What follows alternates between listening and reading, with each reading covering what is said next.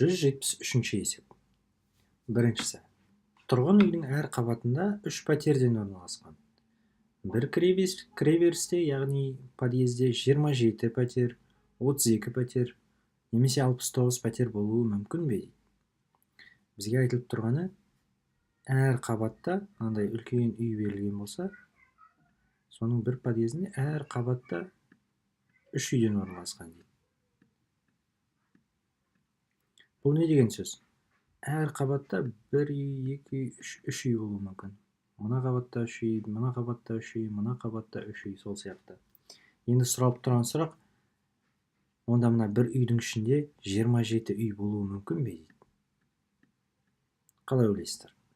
Егер мына 27 үй болу үшін не болу керек?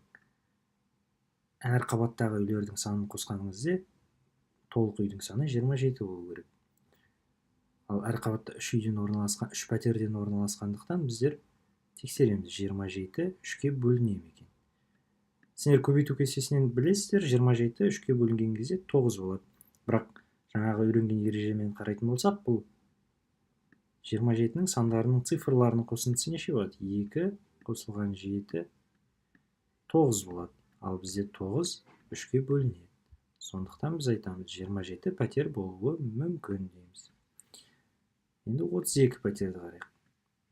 32 пәтер болуы мүмкін бе? 32 3-ке бөліне ме? Тексерейік. 32 цифрларының қосындысы нешеге тең болады? Цифрларының қосындысы 3 қосылған 2, яғни 5-ке тең болады. 5 бізге 3-ке бөлінбейді, сондықтан бұл 32 пәтер болуы мүмкін емес. 69 пәтер дейді. Тексеріп қарайық. 69 пәтер болу үшін бұның цифрларының сандарының қосындысы 3-ке бөліну керек. Өйткені әр қабатта бізде 3 үйден. 69 6-ға 9 қосқан кезде бізде 15 шығады. Ал 15 3-ке бөліне ме? 15-ті 3-ке бөлген кезде бізде 5 шығады. Сондықтан 69 пәтер болуы мүмкін.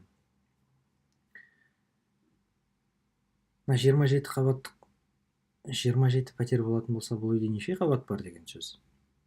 Әр қабатта 3 үйден болатын болса, бұл 27-ні 3-ке бөлеміз. Тең болады 9. 9 қабат бар деген сөз.